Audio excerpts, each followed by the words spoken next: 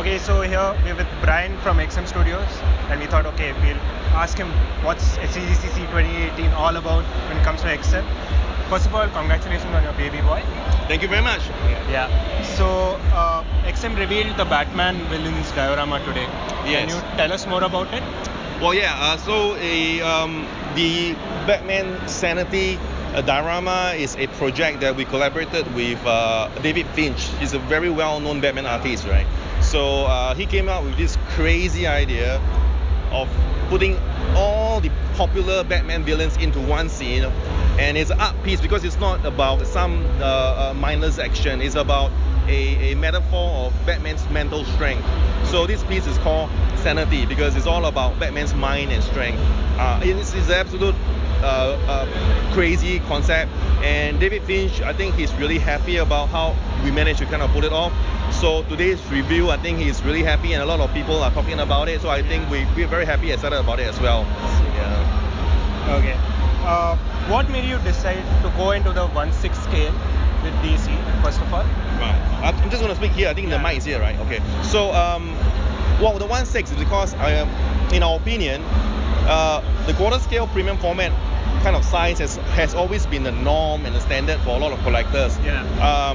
But you know what we also see is a number of collectors has been starting to feel the pinch of the space. Yeah, exactly. Sometimes it's not about the money. It's about I've only got a room this big and I can't squeeze it anymore. Yeah. And I think we realized that there needs to be maybe a more smaller space-friendly range. And you know, we all started from Bowen, the 1/6, and then, you know, we have loads of it, and it was like you could fit a lot more into a display cabinet. And you know, 1/6 has been kind of off the scene for a while. So we thought, well, we could recreate the 1/6 scene, but with incredible details like the 1/4, and also because it's 1/6, we can add a little bit more story elements into it.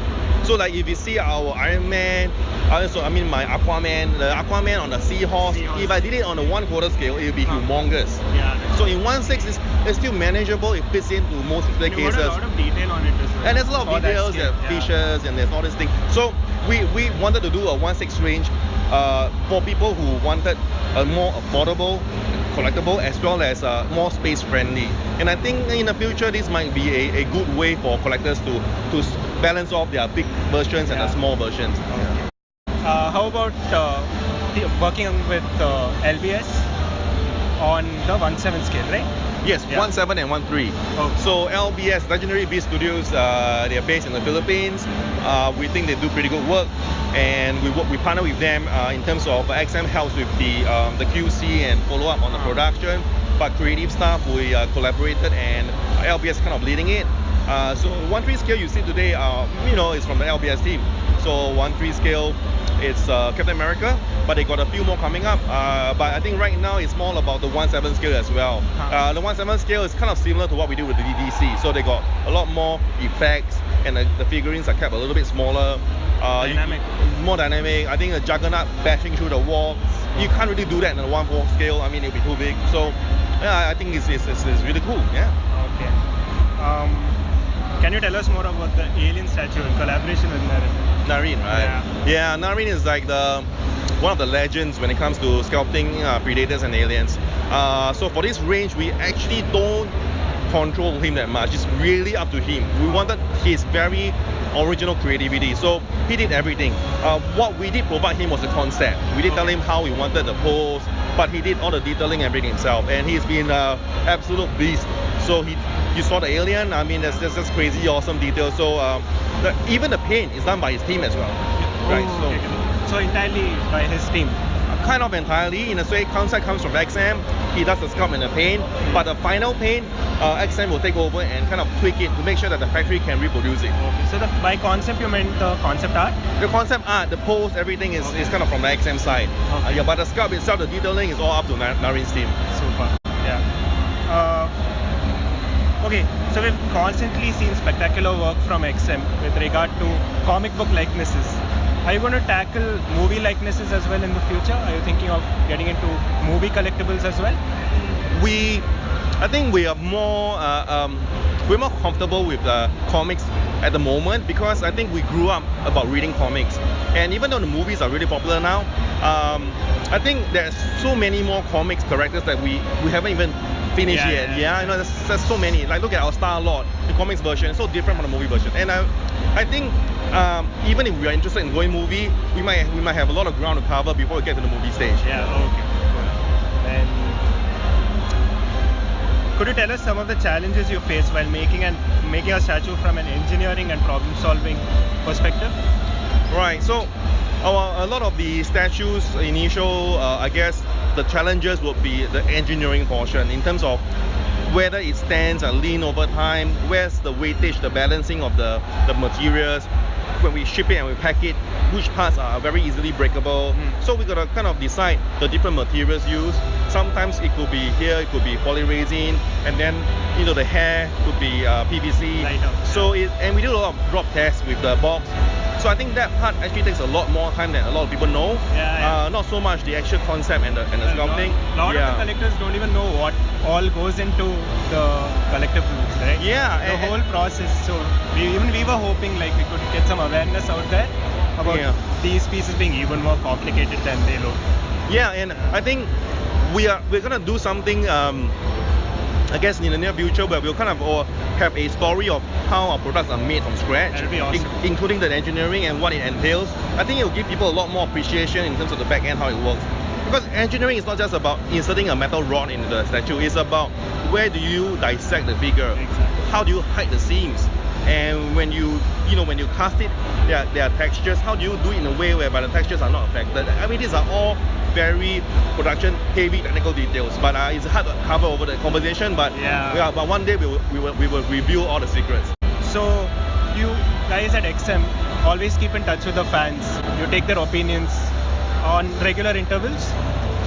When do you decide, okay, now it's enough, this is the most definitive that we think the collectible is, and now it's time to produce it, like manufacture? Yeah, it's a fair question. So we have this 80-20% rule, where 80% of the stuff is actually we have to put a foot on and say 80% have to be decided by XM and the licensor.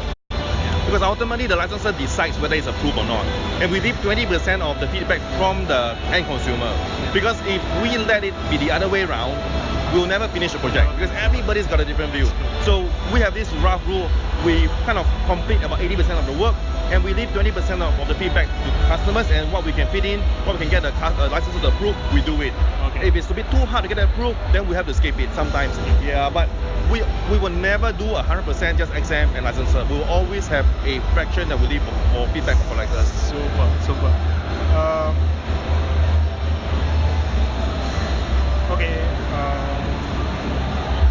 Can you run us through some of the quality control checkpoints that the statues go through?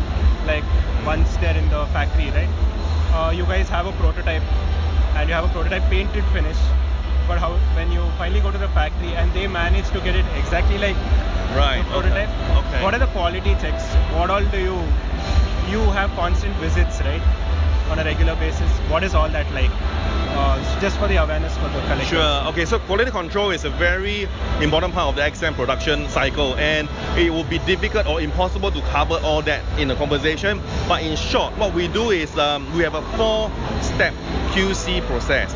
So none of the products that will ever get shipped out from the factory, all the factory will always ship every single box back to XM's own QC house.